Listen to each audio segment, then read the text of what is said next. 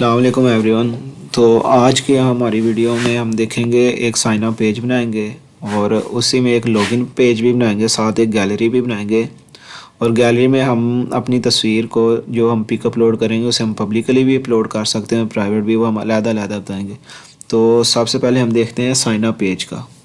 Sign up page में ये है कि हमने PHP स्टार्ट की और सर्वर बनाया, सर्वर नेम लोकल होस्ट रखा, यूज़र नेम दिया, रूट पासवर्ड दिया और डेटाबेस नेम, डेटाबेस का नेम मैंने दिया है BSITE। इसके बाद ये देखें $साइन server equal to MySQLi connect, $साइन server name, user name, password and DB name. सर्वर का वेरिएबल बनाने के बाद चारों पैरामीटर लिखने के बाद हमने लगाया इफ़ $साइन server request method equal to post. इसका ये मतलब है कि जब हम ये एक लुक लाइक का कंडीशनल स्टेटमेंट है इन PHP। ये हमें इसमें चेक कर देंगे अगर हमारा रिक्वेस्ट मेथड पोस्ट हो रहा है तो इसके बाद हम क्या करना चाहते हैं। तो अगर हमारा रिक्वेस्ट मेथड पोस्ट हो रहा है तो इसके बाद हम user name, email, password, cell number की वैल्यू को पोस्ट करेंगे। इन वैल्यू सारे को पोस्ट करने के बाद इसके बाद हम एक वेरिएबल बनाएंगे $sign target directory, $sign target directory is equal to profile. ये वेरिएबल हमें इंडिकेट कर रहा है कि हम अपनी जो पिक्चर स्टोर करना, अपलोडेड पिक्चर स्टोर करना चाह रहे हैं वो हम किस फोल्डर में अपलोड करेंगे। तो हमने फोल्डर का नाम दिया है profile_pic।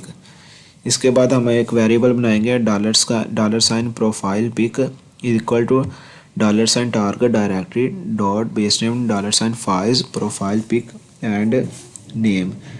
इसमें हम एक वेरिएबल क्रिएट कर रहे हैं $साइन प्रोफाइल पिक नेम का वेरिएबल क्रिएट किया और उसमें हम स्टोर कर रहे हैं कि पाथ स्टोर कर रहे हैं जिसमें हमने जहां हम अपनी जो प्रोफाइल पिक्चर है उसे अपलोड करना चाहते हैं, सेव करना चाहते हैं। हमने वो पाथ दिया और उस फोल्डर का नेम दिया। नेम देने के बाद इसके बाद पिक का नेम दिया, प्रोफाइल पिक जहाँ पे हम अपनी तस्वीर को सेव करना चाह रहे हैं, फोल्डर का नेम दिया। उसके बाद ये नेम पिक का नेम दिया। इसके बाद हमने एक वेरिएबल बनाया मूव अपलोडेड फाइल। इसमें हमने ये 3 वेरिएबल लिए, file, profile pic, tap name and profile. Profile pic वो है जहाँ पे हम अपनी फ़ाइल को अपलोड करना चाहते हैं। टेम्परेरी नेम उसकी एक आरजी लोकेशन है, आरजी नाम है। और प्रोफाइल $साइन प्रोफाइल पिक यही ऊपर वेरिएबल आ गया जिसमें हमने ये बताया कि हम अपनी तस्वीर को कौन से फोल्डर में स्टोर करना चाहते हैं और उसका क्या नाम है। आगे हमने क्यूरी इंसर्ट की, $साइन SQL वेरिएबल बना के इंसर्ट इनटू यूज़र। ये 4 हमने टेबल बनाए, 5 टेबल बनाए, यूज़र नेम का, ईमेल का, पासवर्ड का, सेल नंबर का और प्रोफाइल पिक का। इसके बाद हमने इन्हें वैल्यू दे दी है, जो ऊपर हमने वैल्यू पोस्ट करवाई इन वेरिएबल्स में वही हमने वेरिएबल्स नीचे दे दी। इसमें जो भी वैल्यू पोस्ट होती जाएगी वो इंसर्ट की क्यूरी में ऑटोमेटिक इन टेबल्स में वैल्यू सेव होती जाएगी। उसके बाद हमने इफ एल्स कंडीशन लगाई कि अगर हम MySQL_query $साइन सर्वर $साइन कि अगर हमारी ये क्यूरी हमारे $साइन सर्वर में रन कर जाती है तो वो हमें को शो करवा देगा साइन अप सक्सेसफुली कि आपने साइन अप कर लिया। तो अगर हमें कोई इनके कनेक्शन में या कोई क्यूरी में एरर आ रहा है तो वो अदरवाइज़ वो जो MySQL का सर्वर है उसे क्लोज़ कर देगा। अदरवाइज अगर हमें एरर आ रहा है तो उसके बाद वो क्लोज़ कर देगा और उसके बाद वो हमें होम पेज पे डायरेक्ट, ये जो हमने लोकेशन दी है index.html हमारा होम पेज है, तो ये डायरेक्ट हमें होम पेज पे ले जाएगा। तो ये था साइन अप का पेज। इसके अब मैं आपको आउटपुट भी दिखा देता हूँ साइन अप पेज की। लोकल होस्ट, ये हमारे पास साइन अप पेज है जिसमें हमने टेबल लिया था नेम का, ईमेल का, पासवर्ड का, कंफर्म पासवर्ड का, सेल नंबर का और प्रोफाइल पिक्चर का। इसमें हम ये 5 टेबल फिल करके अपना अकाउंट साइन अप करेंगे और हमारा एक अकाउंट बन जाएगा। आगे हमने देखा था साइन अप का पेज और साइन अप के बाद हम देखेंगे लॉगिन पेज। साइन अप बनाने के बाद हम देखेंगे लॉगिन पेज। लॉगिन पेज में भी सेम हमने वैसे ही ये $साइन कौन का एक वेरिएबल बनाया, उसमें MySQL का कनेक्ट करवाया डेटाबेस के साथ, लोकल होस्ट के साथ, जिसमें हमने सर्वर का नेम लिखा, यूज़र नेम, पासवर्ड और DB नेम। इसमें भी सेम DB नेम BSITE होगा जैसा कि हमने साइन अप पेज में लिखा था।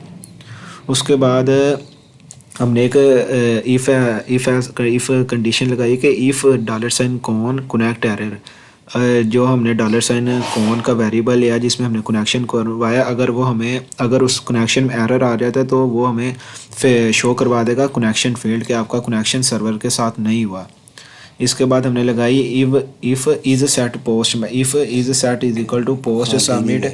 इसमें यह है कि जब भी हमने कोई भी वैल्यू सबमिट करवानी तो वो खाली नहीं होनी चाहिए, इसमें कोई ना कोई वैल्यू होनी चाहिए। अगर होगी वैल्यू वो सबमिट हो जाएगी तो उसके बाद हमारा जो ये यूज़र ईमेल और पासवर्ड है ये भी हमारा पोस्ट हो जाएगा, हमें ये वैल्यू गेट कर लेगा। इसके बाद है एक हम सिलेक्ट की क्यूरी हमने लगाई है, $STMT नेम का हमने एक वेरिएबल ले लिया, उसमें हमने लिखा $, कौन है select static from user where email and password. इसमें कि हमने क्यूरी जो हमने टेबल बनाया यूज़र्स का उसमें से ईमेल और पासवर्ड को सिलेक्ट कर ले, और दरमियान में हमने लगाया एंड ऑपरेटर, ईमेल और पासवर्ड के इन दोनों की हमें वैल्यू को सिलेक्ट कर लीजिए उसमें से। इसके बाद हमने लगाया $, जो हमने ऊपर वेरिएबल बनाया था STMT के नाम से, bind param SS email $email और $पासवर्ड। इसका ये मतलब है $ जो STMT ये हमने एक लिया वेरिएबल, और जो है हमारे पास बाइंड पैरम, जिसमें जो हमने ये SS लिखा है ये करैक्टर ये स्पेसिफाई करता है कि जो हमारे पास ईमेल और पासवर्ड है वो दोनों ही स्ट्रिंग में होंगे। अगर यहाँ पे हमारे पास होता है दोनों 2 दफ़ा SS की जगह आई तो इसका ये मतलब था कि हमारे पास जो ईमेल और पासवर्ड की वैल्यू आएगी वो आएगी इंटीजर टाइप में, लेकिन हमारे पास अब SS है तो इसका मतलब है कि हमारे पास जो ईमेल और पासवर्ड की जो वैल्यू आएगी ना वो हमारे पास आएगी स्ट्रिंग टाइप में। जो है ये जो हमने टोटली लिखा है ना bind param SS email password, इसका ये मतलब ये मेथड यूज़ होता है, this method use to bind parameter to prepare statement के लिए बाइंड पैरामीटर यूज़ करते हैं। और इसके बाद हमने लगा स्टेटमेंट एग्जीक्यूट करवा दिया, ये जो स्टेटमेंट हमने ऊपर वेरिएबल बनाया। इसके बाद हमने ले लिया गेट द रिज़ल्ट का ये मतलब है कि जो हमने स्टेटमेंट प्रीपेयर स्टेटमेंट ये जो $रिज़ल्ट है ना, इसका काम ये होता है कि जो हमने $STMT में ये हमने अपनी जो स्टेटमेंट है उसको एग्जीक्यूट करवाया है, ये उसकी वैल्यू को अपने अंदर कंटेन करता है, उसके रिज़ल्ट को अपने अंदर स्टोर कर लेता है, रिज़ल्ट मतलब कि गेट कर लेता है रिज़ल्ट को, और वो इस वेरिएबल के अंदर स्टोर हो जाता है $रिज़ल्ट के अंदर। इसके बाद हम लगा देते हैं if S condition, if S में ये इफ़ $रिज़ल्ट नाम एरे ग्रेटर दैन 0 के नाम एरे जो हमारे पास रिज़ल्ट में ईमेल या पासवर्ड में जो भी मैच हो जाता है उसकी जो एरे है ना वो 0 से ग्रेटर दैन होनी चाहिए, स्मॉलर नहीं। अगर वो 0 से ग्रेटर दैन हो जाएगी तो हमारी ये आगे क्यूरी चल पड़ेगी, हमें ईमेल दे देगा, अगर नहीं होगी तो ये हमें एरर शो करवा देगा, एरर इनवैलिड ईमेल और पासवर्ड।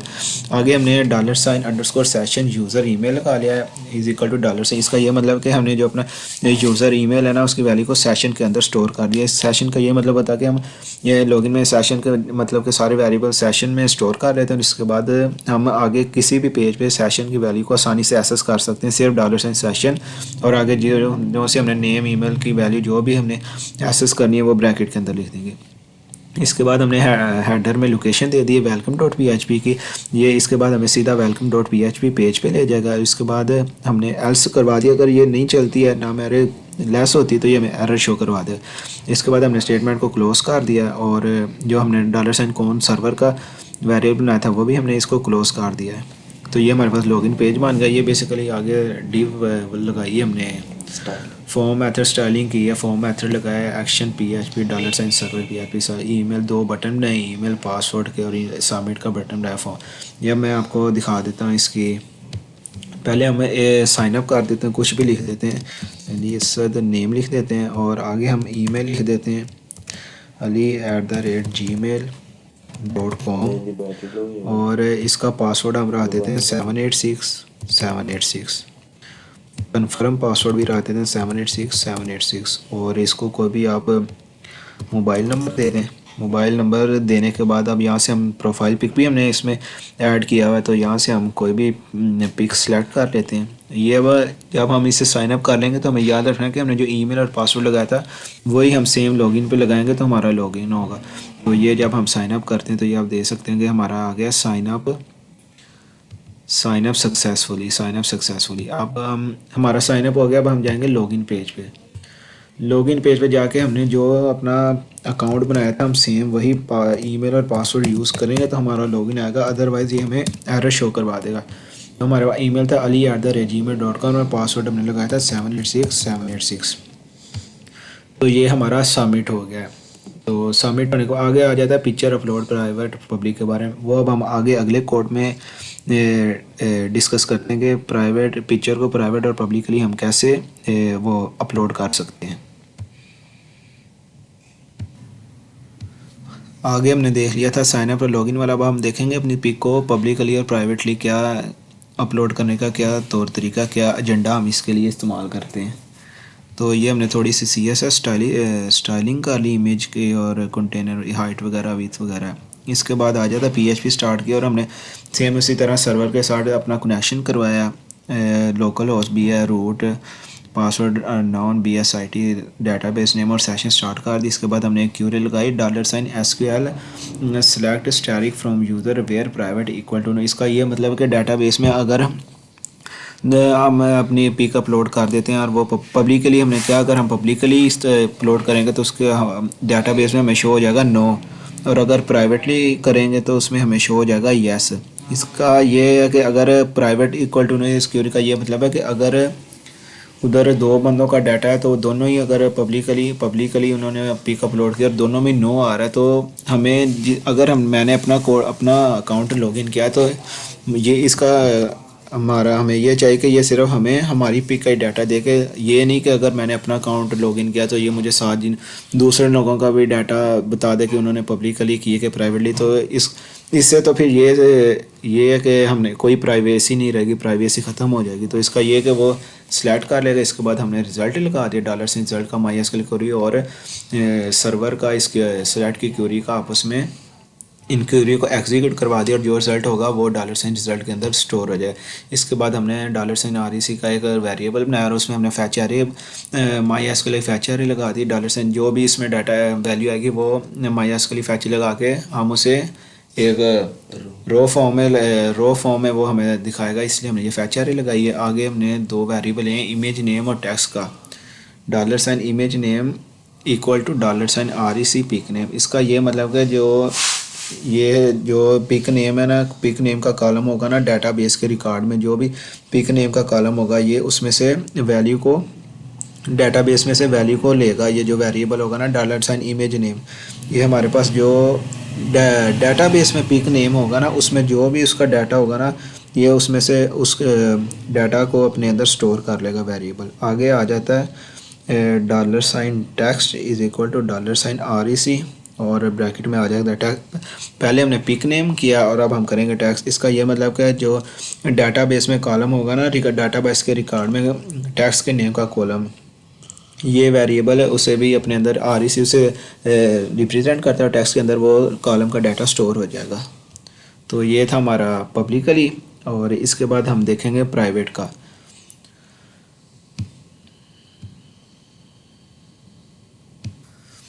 आगे हमारे पास आ जाता है प्राइवेट के हम अपनी पिक को प्राइवेटली कैसे अपलोड करेंगे। तो इसमें भी हमने सेम HTML स्टार्ट किया, हेडर लगाया, स्टाइल की थोड़ी स्टाइलिंग करने के बाद स्टाइल क्लोज किया और PHP स्टार्ट की। फिर हमने एक कनेक्शन करवाया अपना सर्वर के साथ $साइन कौन के नेम से वेरिएबल बनाकर। उसके बाद सेशंस को स्टार्ट किया, $साइन ईमेल लगाया और $साइन सेशन ईमेल लगा के ईमेल की वैल्यू को एक्सेस किया। जैसे कि पहले मैंने आपको बताया था कि हम सारे ईमेल सेल नंबर पासवर्ड सारों को सेशन के अंदर स्टोर कर देंगे और बाद में हम जहाँ पे भी हमें ज़रूरत होगी हम $साइन अंडरस्कोर सेशन लेंगे और दरमियान ब्रैकेट के अंदर जिसकी हमें वैल्यू चाहिए होगी हम वो नेम लिख देंगे। जैसे कि हमें ईमेल की चाहिए तो हमने ईमेल लिख दिया, तो अब इसके अंदर हमें ईमेल की वैल्यू मिल जाएगी।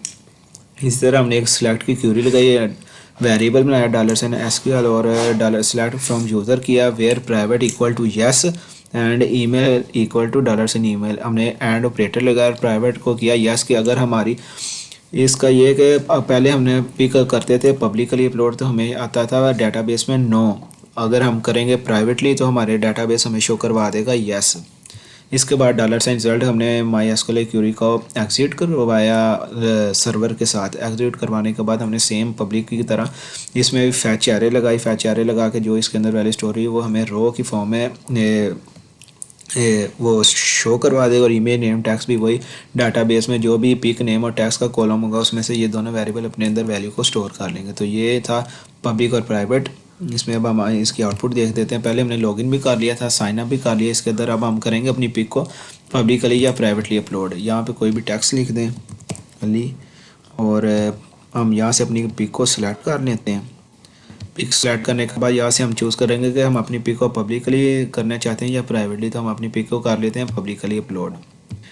पब्लिकली सेलेक्ट करके तो हम कर देंगे सबमिट क्यूरी। तो ये हमारी क्यूरी सबमिट होगी। अब हम देखते हैं कि जो हमने इनके अलग अलग फ़ोल्डर बनाए हैं, प्रोफाइल पिक अलग और पब्लिक या प्राइवेट का अलग, के हम पब्लिक में करना चाहते हैं कि प्राइवेट, वो अब हमने अपनी पिक को पब्लिक में अपलोड किया। तो ये हमारे पास, ये देखें, पब्लिक में आके पिक अपलोड हो गई जो भी हमने उधर सिलेक्ट की थी, ये पब्लिक में अपलोड होगी। इसके बाद हम डाटाबेस में भी देख लेते हैं कि हमारा डाटा डाटाबेस में जा भी रहा है कि नहीं जा रहा।